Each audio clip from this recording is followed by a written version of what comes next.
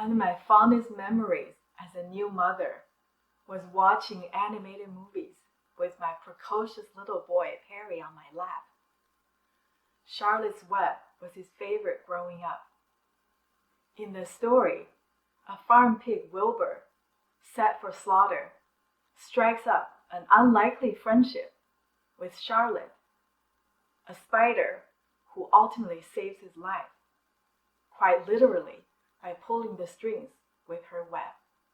At 9, Perry told me that as a mother, I was the Charlotte to his Wilbur, and I chuckled.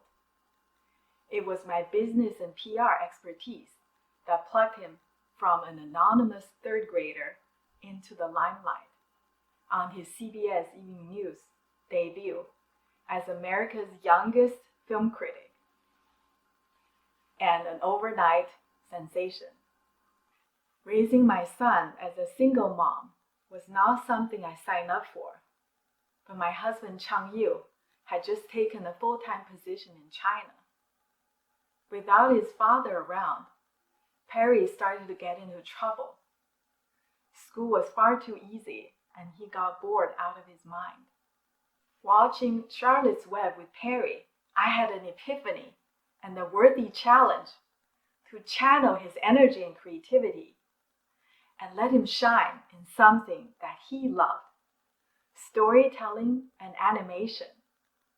Not only would I get him to write reviews of his favorite movies, I would take him professional. My burden had now transformed into a golden opportunity. My father, a Peking University educated chemist, steered me towards a career in medicine, away from art that I loved.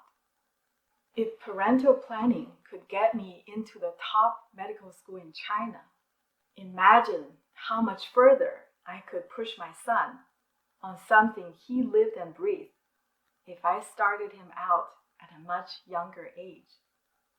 But in my single-minded pursuit to make my son the brightest star he could ever be, TEDx speaker at 10, an Oscar-qualified animator at 11, I neglected to be the mother that he needed when he needed me the most.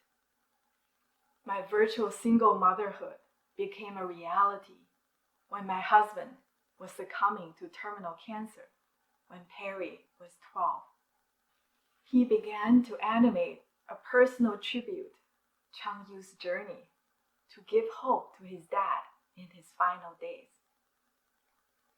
My love in action was recruiting friends to fund my son's animation film, and his directorial debut that could pave the way for a bright future in Hollywood. A second Oscar qualification felt within reach. But that was just the opposite of what my son wanted or needed while in his grief. He threatened to quit, and we were becoming strangers. There wasn't a mother on earth who would go to such lengths to support her child. So why couldn't my son appreciate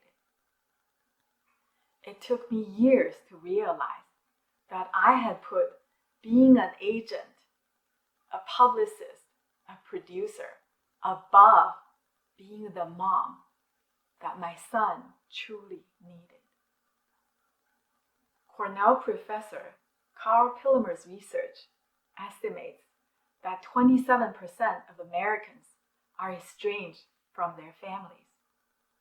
That's 68 million people, a silent and devastating pandemic that few are talking about. A big part of what causes families to drift apart is conditional love based on achievements and parental expectations. Too many of us say we love our children unconditionally, but act differently. When our kids see our actions don't match up with our words, they start to resent us and pull away because the foundation of trust is broken. Are you a tiger mom or tiger dad? Have you been raised by a tiger parent yourself? If so, how do you get out of it? The first step is to recognize something is wrong. Next, we must be willing to change and see our child in a different light if we want to connect with them heart to heart. I had to let go of my vision of the star that I wanted my son to always be and choose to accept the person he was growing into. I had to let go all I have invested, all I had built up over the years, including our animation film, the Hollywood dream, in order to save the only thing that truly mattered, my son. Today, my son Perry has grown into my best friend, collaborator, and mentor in storytelling and filmmaking. In my new creative endeavors that I always longed for as a child, but never got to pursue until now. If you want to learn more about how we got here, I invite you to follow my odyssey from a tiger mom to a Zen mom, featured in my documentary debut, Journey of 1,000 Miles.